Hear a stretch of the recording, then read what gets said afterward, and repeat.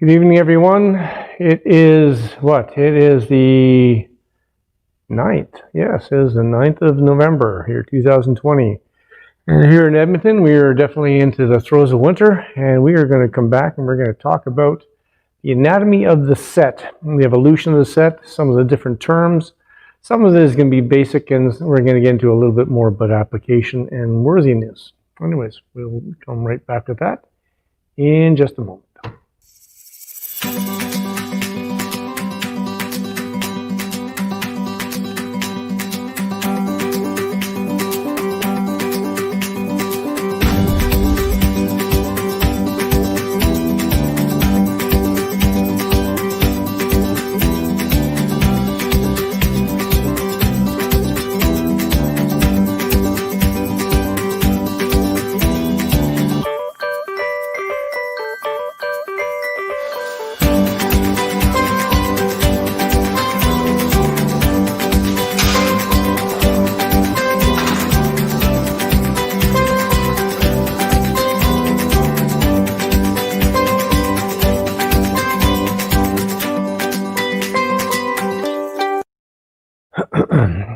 Welcome back, everyone. This is The Way It Is Naturally, and my name is Perry Larrabee, and I'm the host of your show. And we are going to talk about sets. We're going to give some basic illustrations. We're going to give some definitions. We're going to talk about, what the names mean. So the very first part of this is going to be very basic. It's going to be more for beginners. Then we're going to start talking about application of the various versions of the set, and whether they are applicable, whether they are valid in these applications that people tend to use them in.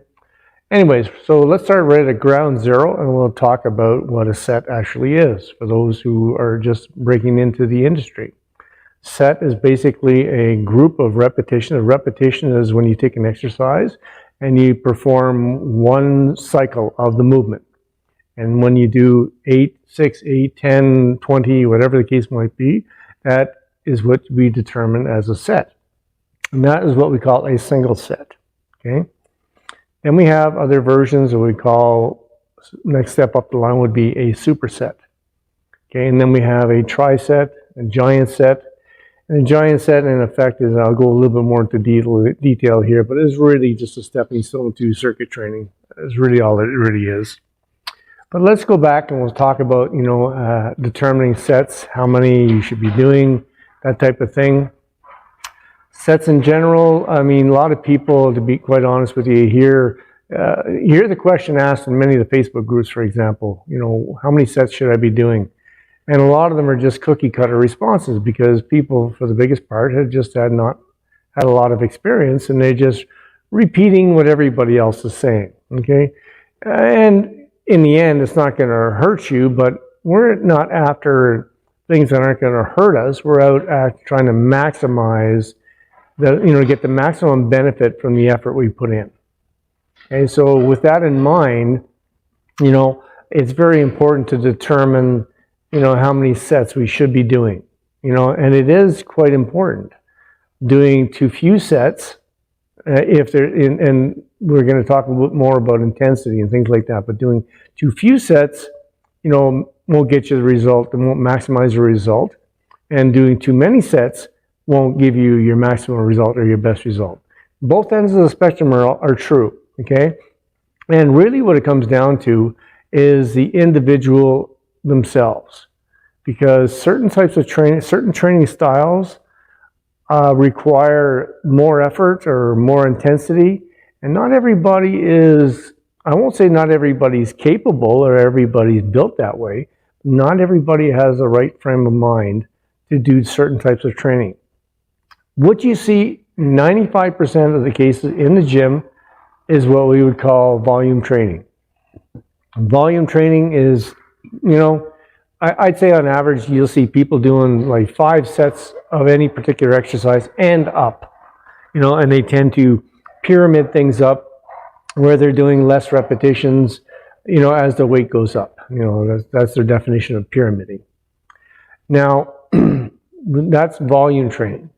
Now, in the last well, I won't say most recently there's got some notoriety, but at different spaces in time, the style HIIT style training, which is high intensity training, not to be confused with high intensity interval training, which is a type of cardio training. Okay, HIIT style training basically specifies that we do the absolute minimum amount of sets and repetitions that it takes to acquire the stimulus to produce the result.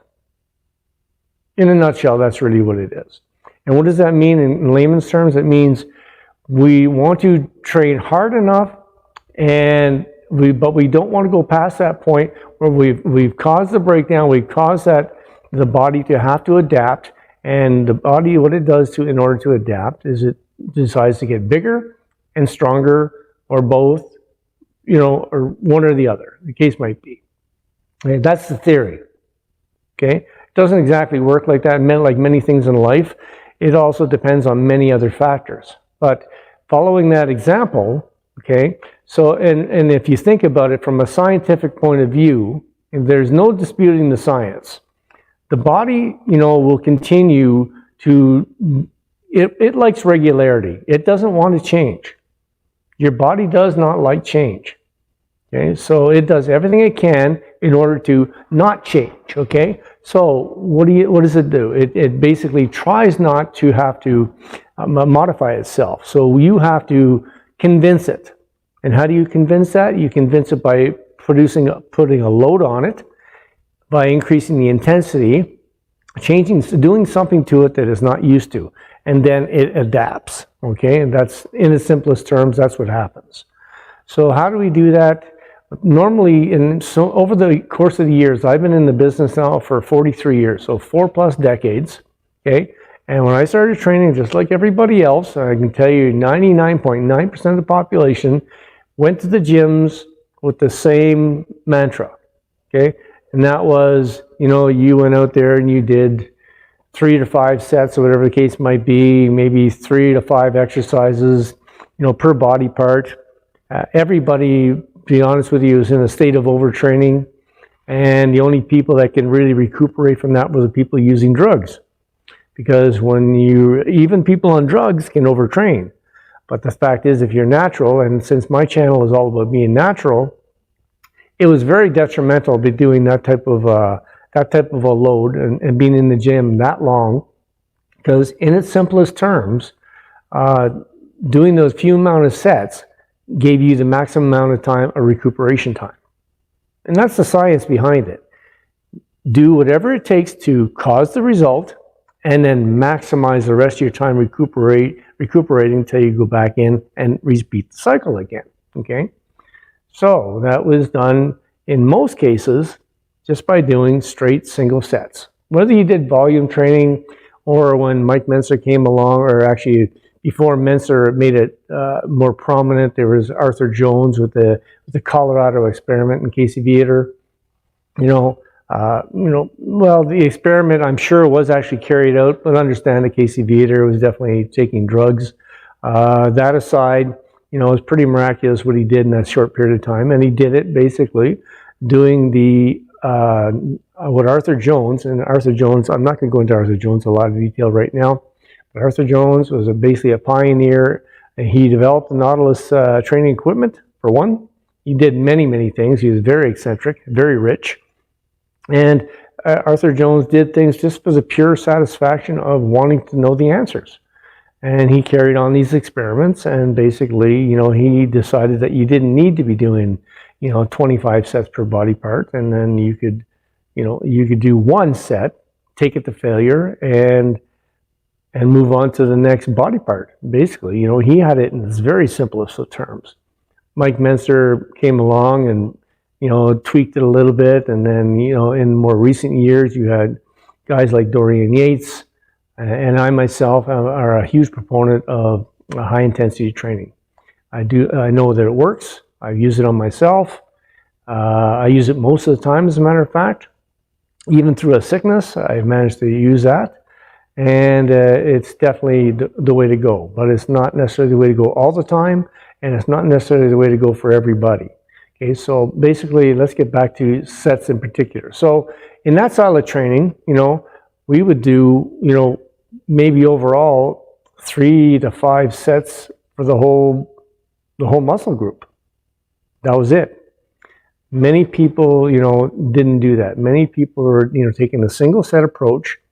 Okay, so basically, one set constituting, whether it be 6, 8, 10, 12, 15 repetitions. Okay, and that's what they did year round. Okay, back in the days when I first started training, there actually wasn't a whole lot of talk about other training styles. They may have been going on, but because bodybuilding was such a subculture, it really was. It was a subculture onto its own, and only people that really bought Muscle Mag, I believe, Muscle Mag was after.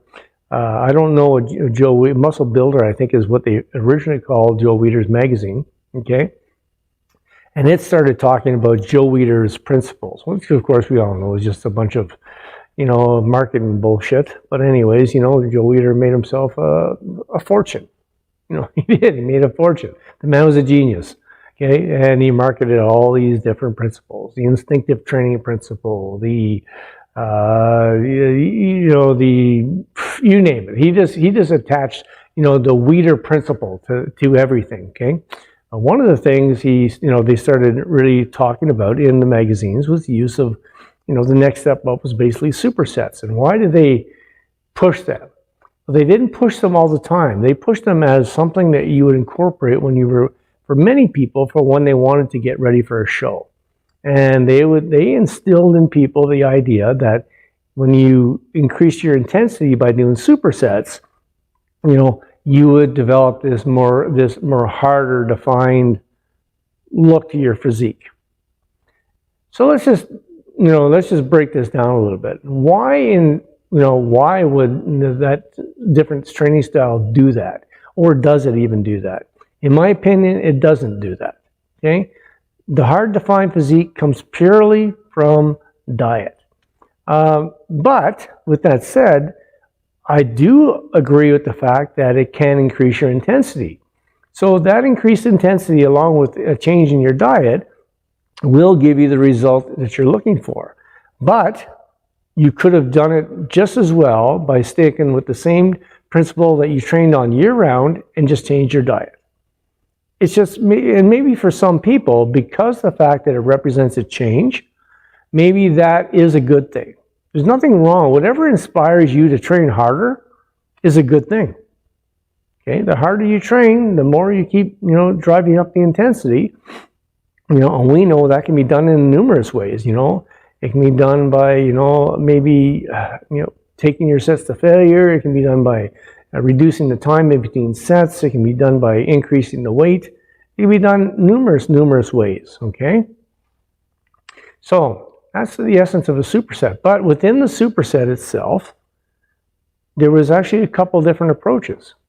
Some people chose to use superset in opposing muscle groups, while as other people did supersetting within the same muscle group, okay? What are the benefits of either one over the other? I don't think there is any benefit of one over the other. I do believe that you will actually be able to maintain a little bit more strength in your muscle groups. And I've put this to the test over my years by staying within the same muscle group and doing supersets. Some people, when you're doing that, what many people would do was they would implement a compound movement with more of an isolation movement. And they would create, basically, within the superset, they were basically doing pre-exhaust. Okay? So, for example, they might do a set of leg extensions followed immediately by a set of squats. So what did that do? Well, it increased the intensity, the drive on the quadriceps itself. But it also allowed you to make the more use of a lighter weight in squatting and get the same result. But let's face it, if you're doing, let's say, 315 pounds on a squat for a set of 6 normally, okay? But all of a sudden now you take a set of leg extensions that you take to failure or close to it. So you bang off, 8 or 10 repetitions on leg extensions, and then go immediately over to the squat rack and squat away, there's a good chance you're not using 315 pounds to get that same result. And you will feel a burn like you never felt before. So in that way, and I've done it that way myself, and it's a great way to train. It's a great way because it beefs up the intensity. And anything that endorses higher intensity, I'm all for, okay? So, that's what supersetting is. Supersetting is basically taking 2 exercises. Now, you could be doing arms together. You could be doing bicep and tricep, So 1 set of bicep, 1 set of tricep.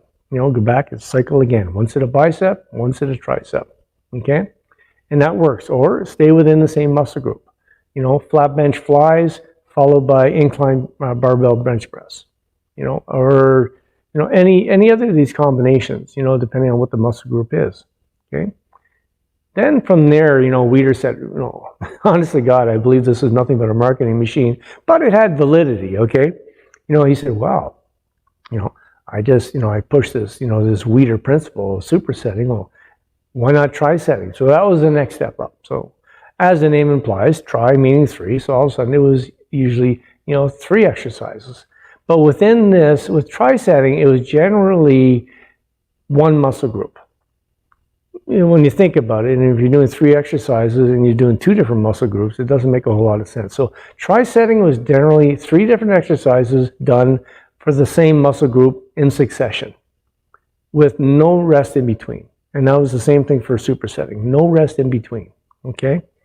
So you might be doing 2 pre-exhaust movements and then doing a compound movement, for your legs or for your chest or for your back or whatever the case might be, okay? And this, once again, brought the intensity level up, quite a bit. It took a lot of work and a different mindset. But, generally speaking, people did not employ these principles in the off season. They were solely basically bent on getting stronger and bigger. And this style of training didn't necessarily lend itself to that all that well. I don't believe in all my years that is the best approach when it comes to attaining, the biggest physique you can make. And I mean big in quality. I don't mean big in fat, okay? I mean the largest, most quality muscled physique that you could develop, whether you be female or male, okay? I don't believe that supersetting, tri-setting is the way to go. But I do believe, if you, for example, where could it be utilized? I believe, for example, if you were getting ready for a show, it might be the way to go, but I would not be doing the whole 12 or 16 weeks because you're going to lose some strength. And over the period of time, it's going to play havoc. You may even lose some density in your muscle that you worked so hard for all the rest of the year to get, okay? So it's probably not the best way to go long term, but for maybe the last X amount of weeks, maybe the last 3 to 5 weeks, somewhere like that, to increase your intensity and just, get your mindset and ready for that show, I think it could be a good thing, okay? Probably the final one in that ladder progression is giant sets. And giant sets are generally considered 5 exercises or more. So when you think about it, this is obviously, it's probably even too much to be considered even for 1 muscle group. I mean, I don't believe you even need to attack a muscle group, especially something like biceps or triceps, from 5 different angles. I don't believe you need to. And if you're doing 2 exercises that hit the same type of place in the muscle group, the same head, for example, that doesn't make any sense. So, giant sets to me were just kind of a precursor to circuit training. Okay, and circuit training has its place. It's not like a tri-setting, it's not really something that's going to give you maximum muscle size, but it can definitely give you a quality physique that you could probably maintain year round. That's the other benefit of it. And I know that it works. I worked on supersetting, and I always did it with opposing muscle groups, okay? And I literally did superset style workout on a 3-day split. I worked out Monday to Friday. Monday to Friday, I'd work, day 1, day 2, day 3, then day 1, day 2, and then start off the next week on day 3 and go like that. And I worked that in superset fashion. I always worked opposing muscle groups, okay? And I ate a certain way year round, and I held my physique like that. Because of the industry I was in, that's why I was doing it. I had to keep myself in really good shape, which I was. I easily had myself in that 5% body fat range, and I maintained that year round. And I maintained my size. I didn't lose any size. I didn't get any weaker, because I basically was doing, my eating was all instinctive. It was always a very clean diet. And so my mindset was dialed right in, and I did it all basically on supersets. So in that application, it has merit, okay? Or if you're somebody who's just trying to, gain a few pounds or lose a little bit of weight, I believe supersets and trisets, I think trisets are a little bit beyond what most people should be considering. That's definitely an advanced technique. I do believe that, first of all, if you're a beginner, you should be just concentrating on straight sets. I don't believe, at least for 6 months, you need to focus in on learning a certain repertoire of exercises, and that doesn't have to be 40 or 50 different exercises. It doesn't need to be that many at all. But I do believe you need to nail the ones that work for you, nail them down, and make them, completely, master them is, I guess, the word I'm looking for. You want to learn to master them, okay? So therefore, and then you can apply maybe a little further down the road, you can go into using supersets. And keep in mind, it depends on where your journey is going to go from that point. If you've already got, and some people can really attain their goal, depending on what their goal is, in 6 months or a year. Maybe your goal is just to drop 20 pounds, and maybe you're happy at that point. There are people like that. Not everybody wants to attain the maximum muscle mass or get on a stage or whatever the case might be. So, with that said, maybe you've attained, what you want to attain. But, and if you get any better after that, well, that's just a bonus. But that's, you'd be happy to maintain that. Well, I do believe that at that point, that supersetting can be a good thing for you. And you could work on increasing your intensity by slowly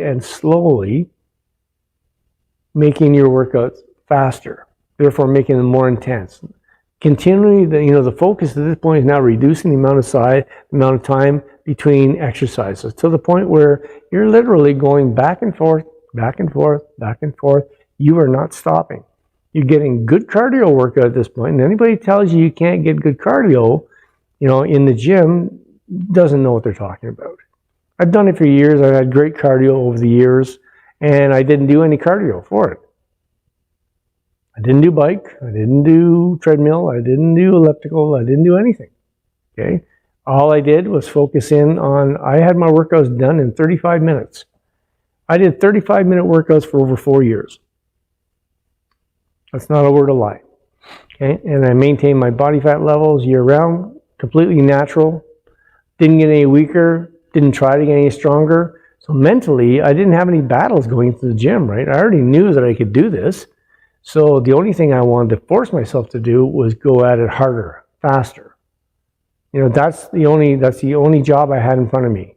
It had nothing to do anymore with getting stronger, because I didn't care to get stronger. At that point, I was already, in my late 20s. I had already been a little bit, got fed up with competition at that point because I was just so dissatisfied with the amount of drug use. Little did I know how bad it was actually going to get, but I thought it was bad back then. Okay, so anyways, I stopped doing competition, and I was very happy with this style of training. I have to pardon my dog in the background there. He thinks he sees something, and he likes to make me aware of that. I have an American Bulldog named Hauser. His real name is Howitzer, and he's my buddy and my protection, and he just likes to let me know when things are going on. Anyway, so I do apologize if that's picking up in the background. Anyways. So that's really, the definition of, single sets, supersets, trisets, giant sets, and then so on and so forth, working up to circuit training. I don't believe everybody should be doing or needs to do supersets or trisets or giant sets or circuit training. I think each one of those things has an application. I think as a person who really wants to bodybuild and maybe eventually get on stage or create their ultimate physique, I think supersets and trisets have a place at certain times of the year. Okay? Whereas on the other end of the spectrum, if your idea is just to, get yourself into a lean physique, with some musculature, and you feel good in your clothes, and you feel, strong, and you feel viable, and you feel, able to do things, I think, supersets and trisets or circuit training is a good way to go. Okay? Because it doesn't take so much mental effort to train at that level. It really doesn't. You can attain that goal of maintenance and with minor improvements over the rest of your life, training in that fashion. But if you want to create the ultimate physique, you definitely have to have periods of heavier training, more intense training. Zeroing in on whether you choose to go HIIT style. Basically like I do a good part of the year, which is generally 3 exercises on a body part, one set per exercise, taking it to failure and beyond. Okay, and generally speaking, I'm only working out 3 days a week when I'm doing that, because it is very demanding, and I'm 60 years old. But as I keep telling people, age is just a number, but you have to take into account, it's harder on me. I started the first time HIIT training, I didn't start until I was 35. And I can tell you there's a difference between 35 and 60. Of course, I'm fighting different battles. I, came back from some severe sicknesses. So it's not the greatest comparison, but I know I can tell you right now, it's harder on me to recuperate now than it was at 35. And I'm sure at 35 was harder than when I was 20. But I didn't experiment with these ways of training when I was in my 20s, because like many people, I just bought into the volume style training that so many people do. But I think you need to open your minds and open your eyes and be open to the concept that some of these other training methods do have validity at different times, and maybe they are the thing for you. So do a little bit of homework. And if you need any little help along the way, you're more than welcome to get a hold of me. Okay, so you can get a hold of me. You can contact me on Facebook at Bull Fierce Training. You can drop in comments here on right on YouTube on my show every Monday, Wednesday, Friday. Okay, you can also go to my website, which is Bull-Fierce Training. So Bull-Fierce Training, all one word, .com. Okay, and everything that I do is basically on the website. I have 43 years of training experience behind me. I know what it's like to train through adversity. I've had some life-threatening deals in my last 10 years of life, and the last 3 in particular. So I know what it's like to come back. I know what it's like to train your 60s, your 50s, your 40s, your 30s, your teens. I've been through it all, okay? I also have a strong background. I have a degree in lab medicine, a very strong nutritional background. So I am very good at getting people prepped for shows.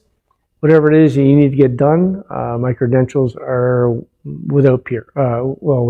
There's nobody out there that has better credentials. There may be people that can match it, but there's nobody out there with better. And people in the natural world, I don't know of anybody, because the fact is, people in the natural world are so few and far between. And that's a sad statement, but most of them at some point kick off and they decide to take drugs, and most of them regret it. That's the other sad statement. This whole platform here is all about training natural. Okay? So if you're looking for a trainer and you want somebody who's natural because you want to stay natural, someone like me or someone like me is where you want to go. You don't want to go to people who are training on drugs and openly admit they train on drugs, which is that's good on them.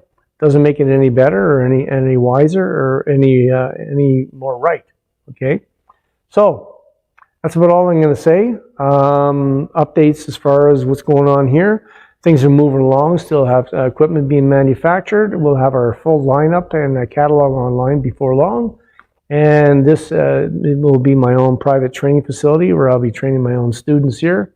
Hopefully by the 1st of January, it'll be up and running. And that is it. We're in the dead of winter, and it's not going away this time. It's on the ground. We got a good 3 or 4 inches, and she's pretty cold. She's down to minus 15 there. So that's it, folks. We are in winter. We are in winter. Anyways, I want everybody to stay calm, stay warm. I want you to train hard. To all my American friends, I hope they deal with this fiasco, this bunch of baloney that's been going on here with the Democratic Party trying to pull that crap. Pardon the political angle here, but anybody with half a brain knows that there's a lot of garbage going on that shouldn't be going on. And as a Christian, not about, be honest with you, it's not about which party you want to choose. It's about what's right. Okay? And what's right is being honest. And there's no honesty going on right now. Anyways, once you get out there, take care of yourself, train hard, and train both ears. God willing, we'll see you next time. And that'll be it. Bye for now.